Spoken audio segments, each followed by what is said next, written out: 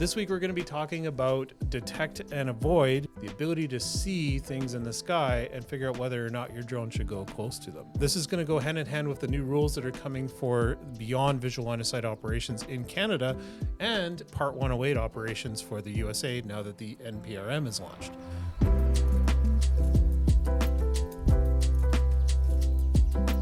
So this November in Canada, low risk beyond line of sight operations will be allowed, and detect and avoid is a major component to that. So we're going to talk about it today. We're going to talk about the caveats of what that means and basically why at this point you may or may not be able to actually fly beyond line of sight unless you have a system in place that follows one of these rules. So let's get right into it.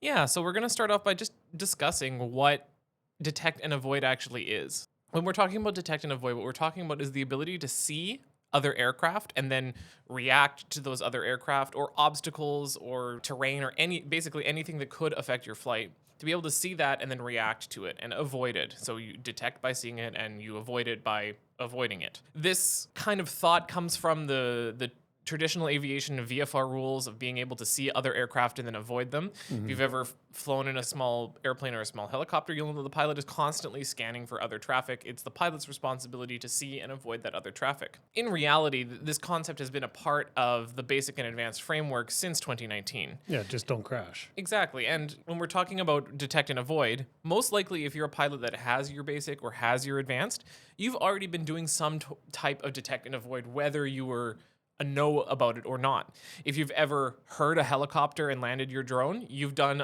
detect and avoid. Yeah. It's important for basic, advanced, and micro drone operations because you as the drone pilot, we as the drone pilot, we don't have right of way over other aircraft. Yeah. So just to reiterate, like in Canada and in the USA and pretty much everywhere in the world, I don't think there's anywhere that it isn't, but like manned or crewed aircraft have priority over all uncrewed or remotely piloted aircraft in the air. That's right. And if you read in the CARS, what it says is that if you encounter another aircraft, you have to terminate the operation until it's safe for you to continue with that operation. So if you've ever had a visual observer look for other aircraft, or other obstacles, terrain, then you've done what is now going to be called vision-based detect and avoid when the new level 1 complex regulations are put into effect. Now, the reason that Ian and I were talking about this or thinking about this this week is because we were talking about how we are planning to conduct the level 1 complex flight reviews. Because on the level 1 complex flight review, at some point during the review, we have an inkling that the pilot who is doing the review is going to have to, probably just by turning around or by hiding behind something, lose sight of the drone. During that flight review, this pilot is going to need to have some sort of detect and avoid scheme as part of the beyond line of sight portion of this flight review. Now, the reason that we were talking about this is because especially in the early days of the level 1 complex, I really have a strong hunch that 99.9% of people are going to be using vision-based to detect and avoid as part of their beyond a line of sight operations. Now, we're going to talk about what you need to do specifically for the definition of vision-based detect and avoid, but most likely someone coming into the level 1 complex flight review, you're going to need to bring some sort of visual observer and then conduct a vision-based detect and avoid scheme. And this is important for level 1 complex operations because all level 1 complex operations, and in the Part 108 in the United States as well, are going to need some type of detect and avoid scheme. Now, there's a couple of emerging technologies that are going to be able to be used for detect and avoid, but currently the kind of the sticking point is that, as far as we're aware, at the consumer, prosumer, or enterprise level, there's not really a detect and avoid scheme that is currently regulatory compliant. Now, we are August 20th, 2025. There's new technology emerging all the time. Yeah, we'll get into the tech-based ones because there's a couple options out there that have been in place since like 2020. Yeah, so the one that probably a lot of people are or may have some familiarity with is ADS-B. And we've talked about digital conspicuity on this channel before. We've talked about ADS-B. But basically what that is the ability for small aircraft to ping other small aircraft with some sort of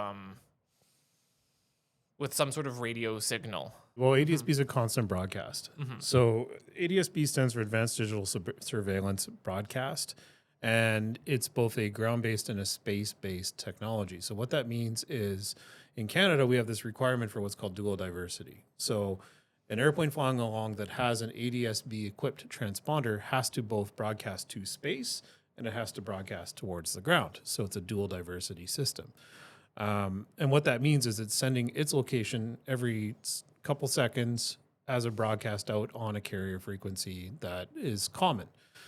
It also responds to radar pings with that same information encoded into the return that goes back to the ADS-B compatible radar system. So it's not only a broadcasting system, it is also a return system like a traditional transponder would be, which is basically a basic radio encoder that responds to the radar signal.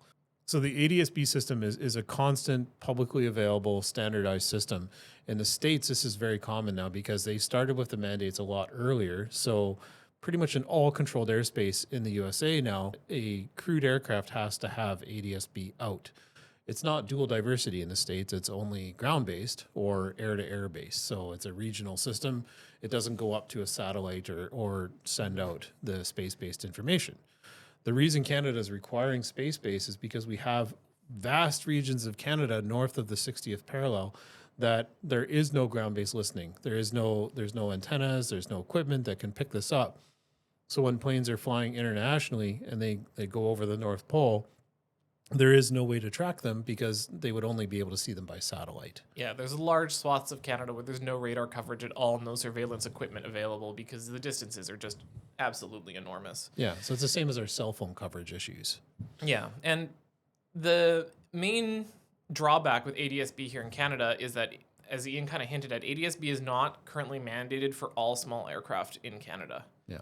And I would say that many, many small aircraft in Canada don't have ADS-B out. So we're talking right now about digital conspicuity. Let's go back to detect and avoid a little bit and talk about the limitations of vision-based detect and avoid, or DAA. Here's one that came up the other day. I had a phone call about drones that are now 25 to 150 kilograms or 55 to 330 pounds, potentially going over a ridge in a hilly scenario or something that are going to be beyond line of sight. Or mapping drones that are below 25 kilograms or below 55 pounds going beyond line of sight in a low risk environment. So let's say you're working in a large field, right? And it's not perfectly flat, it's not glass. So you are going to lose sight of the drone and it's no longer an extended visual line of sight operation. What are going to be the practicalities of doing a vision-based detect and avoid system, and can you do that in that scenario? Yes, you would need a visual observer, and we'll talk about how far away the visual observer has to be and what the conditions, like the environmental conditions, need to be at the end of this talk here. But the biggest drawback for the vision-based detect and avoid is that is it really beyond visual line of? It's beyond visual line of sight to the pilot, but it's not beyond visual line of sight to the crew. Well, so let's talk about the responsibilities of the visual observer, because under the new framework and current framework, more or less, we have visual line of sight is where the pilot that is operating the drone or is responsible for the drone can see the drone. And you can determine the direction of the drone, the orientation, and obstacles around it. Extended visual line of sight is where the pilot may not be able to see the drone, but a trained and certified visual observer that has at least a basic for extended visual line of sight can then increase the operating volume of your drone essentially up to 2 nautical miles. You're not staggering your visual observers. This is your visual observer standing beside you, so the operator can look at the controller while the visual observer is scanning the airspace. That visual observer is not going to see the drone 2 nautical miles away, and not unless this thing is meters or tens of feet in diameter. It's just not going to be possible. So their job is to look for airplanes and helicopters that are in conflict. So that's the detect and avoid system in place of visual detect and avoid system. Now, there's also this issue of you can do extended visual line of sight or you can do visual observer aided visual line of sight. Now, visual observer aided visual line of sight is where you stagger your visual observers and they can maintain visual line of sight to the drone at all times. So an example of this would be drone delivery. There's been companies that have been doing pilot drone deliveries, and they'll have like a 16-kilometer corridor that they're flying the drone, but they do not have a waiver to fly the drone beyond visual line of sight or an SFOC in Canada. So what they have to do instead is have visual observers either staggered every, 1,000 meters to see that they can see the drone, or they need to have a chase vehicle that chases the drone and maintains visual line of sight of the drone and performs that detect and avoid in real time and relays that back to whoever is on the controls of the drone. So they can say, there's an airplane directly in front of you, you need to descend. Or there's something in parallel to you off your 3 o'clock, you need to be aware of it. Or there's power lines in front of you, you need to ascend above them. Something like that. So that's your detect and avoid for visual line of sight operations, because they can see where the drone is and they can see where the drone is going and they can see potential hazards in front of it. So we've got visual line of sight, visual observer aided visual line of sight, or the daisy chain method. And then you've got extended visual line of sight, and then you've got beyond line of sight or beyond visual line of sight.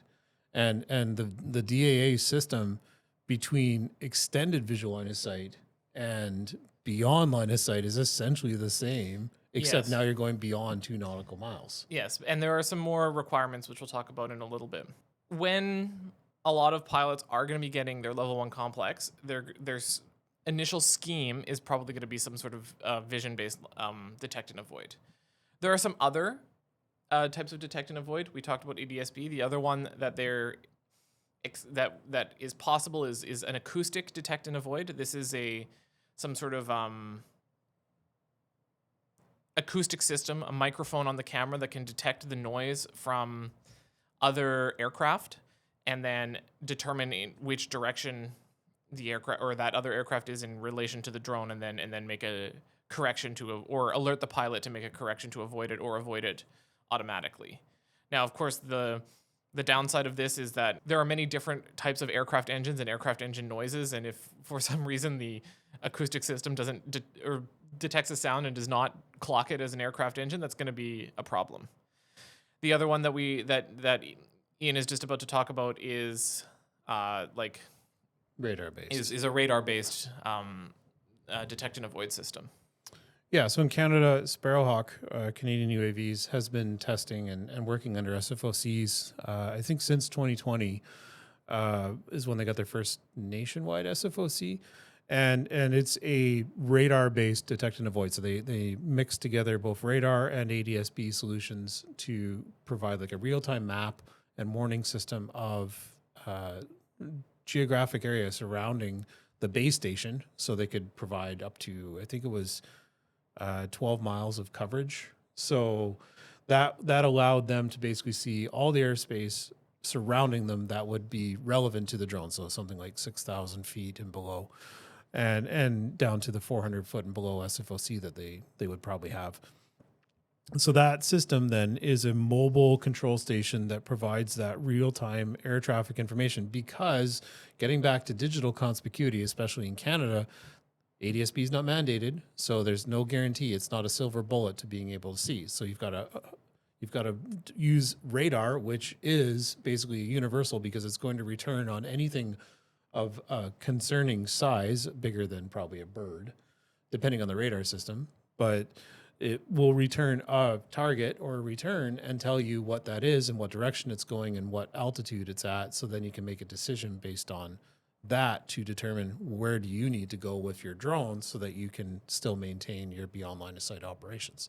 So that's a good example of a technology-based detect and avoid system. Of course, there's downsides to that because you need to basically have a radar system that follows you around everywhere that you go. So yeah, so it's either a base station, or probably at some point they'll figure out a way to put it on the aircraft, but that's going to add weight and decrease it's going to decrease your range by quite a bit if you've got a big, heavy radar, clunky radar on an aircraft. Well, and that's the big problem right now is getting a system or a detect and avoid system that can go onto an aircraft. Mm-hmm. So that being said, let's talk a little bit about what the actual requirements are going to be for you as a pilot to do vision-based detect and avoid.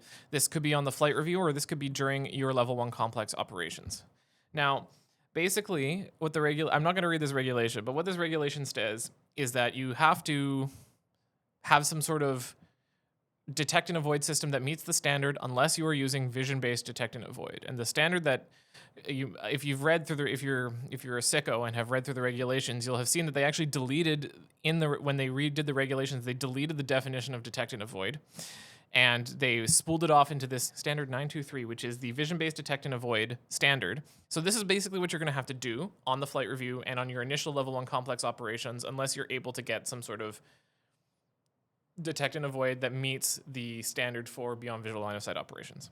Distance to the pilot and the control station, maximum distance is 4 nautical miles.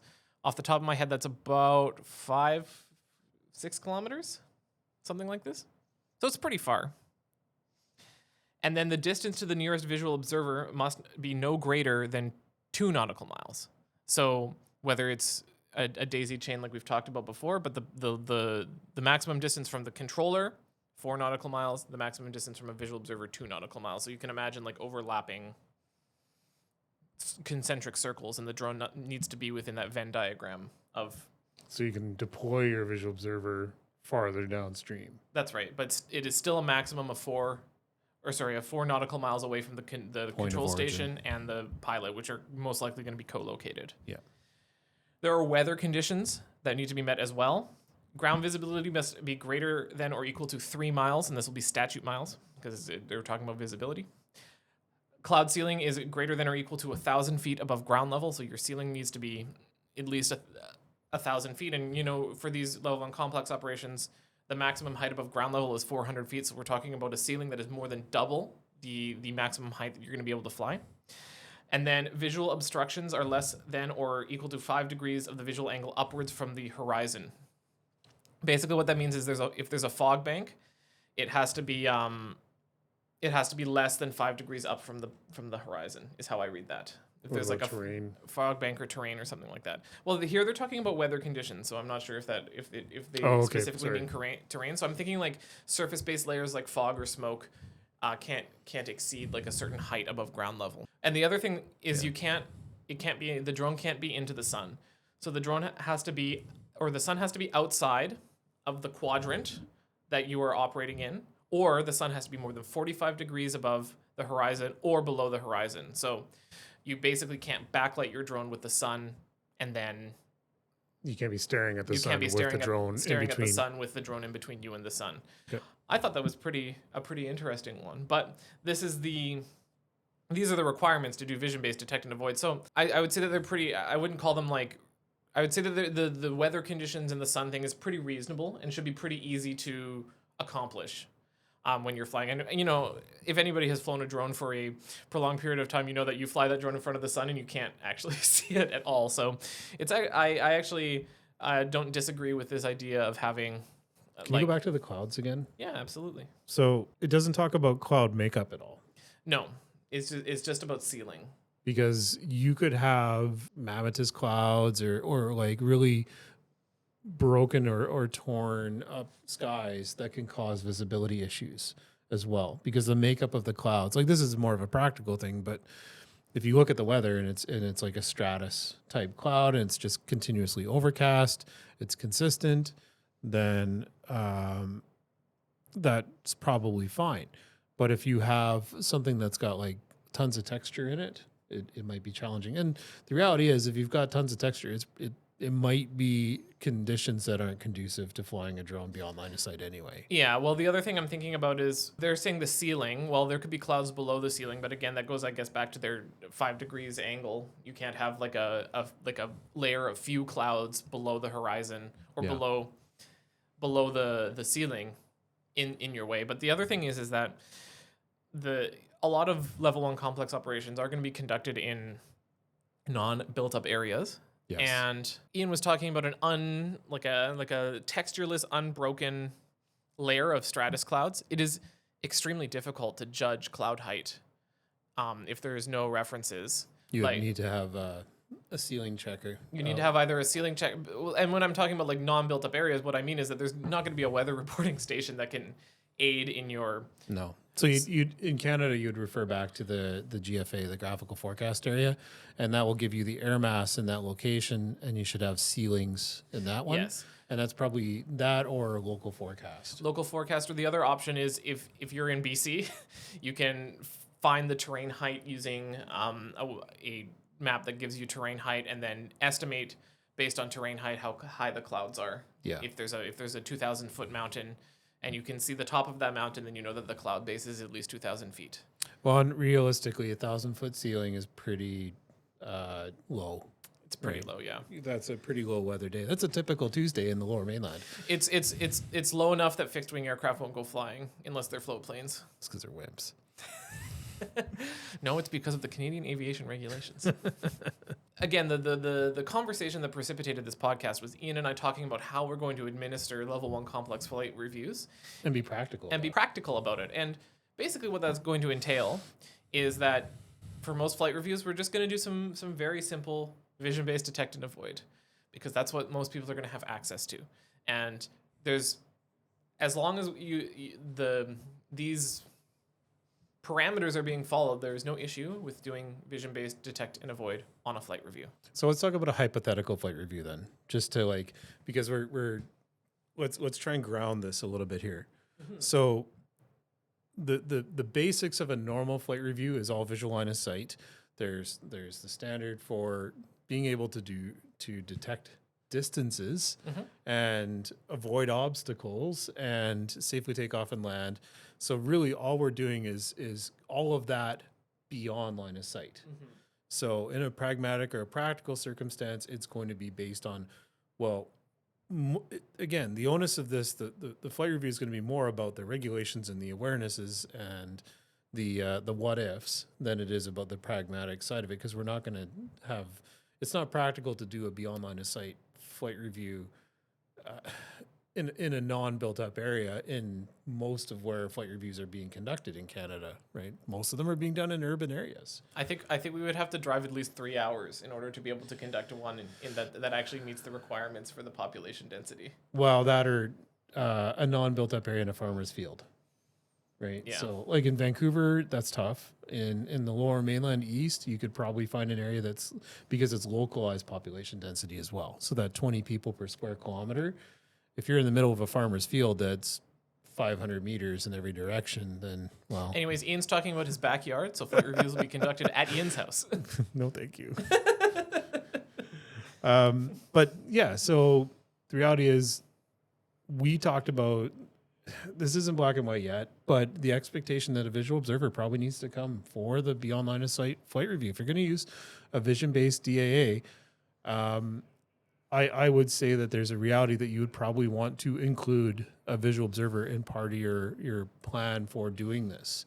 And if you just think about it practically, if you are thinking about conducting beyond visual line of sight operations, there's going to be I would say it's not going to be common for you to be doing single pilot operation BVLOS. So you're probably going to have. Can't. Practically, currently you can't. Potentially in the future you could, but yeah, with tech. Yeah, with tech you could, but practically right now it's these are multi-crew operations for safe operations. So I guess basically we're going to treat it like an FPV flight review. If you show up with an FPV device or a first-person view with goggles, and in order to operate the drone you need to be on the goggles, and they do not have a sufficient pass-through system because the tech isn't there yet. I would say, like we've tested the Goggles 3 with their pass-through. You can spot planes, but not very well. No. So I would say you still need to, if you're going to fly something that requires that, you need to have a visual observer. In some circumstances, you may be able to use your flight reviewer as your visual observer, but that's not a guarantee. So I would be prepared for your DAA system to be a buddy that you bring along for the practical portion of the flight review. Yeah, I would agree with that as well. If on a flight review currently, if someone brings in a set of FPV goggles, I tell them they need a visual observer, because if it's a normal GPS drone and they ask me to be the visual observer, that's fine, because the person can still do most of the visual observer duties. But if someone brings in FPV goggles, they can't even perform 1% of the duties of detect and avoid. Yeah. It's impossible. They would have to conduct that flight review VLOS, right? So fly the drone VLOS and not have any telemetry. And there is no requirement for telemetry for a flight review. No, I tell FPV pilots for the flight review to just take the goggles off. And if their FPV drone is an Avata series, then they don't even need it. They don't need the goggles at all. You can plug into your phone. Yeah, exactly. Yeah. Like we said, the main thing is the realities of what DAA are. We've talked about the vision-based, the technology-based.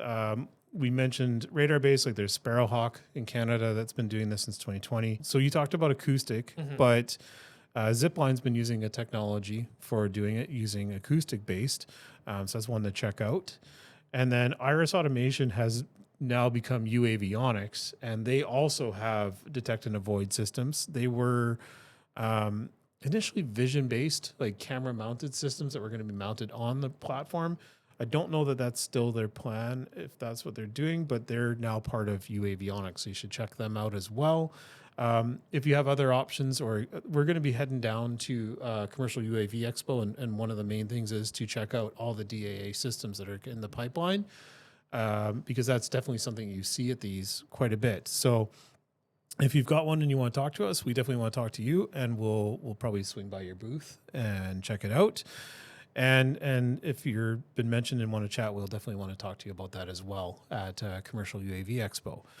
And so, yeah, that is pretty much it for detect and avoid at this point. The reality is that it's a organic thing because you're relying on a person. Yes. All right. Well, thanks for watching. And if you found this content useful, hit that subscribe and that like button. And we'll be back here again soon with more drone-related content for both Canadians and Americans that want to look into flying basic, advanced, or beyond line-of-sight operations. Thanks for watching. See ya.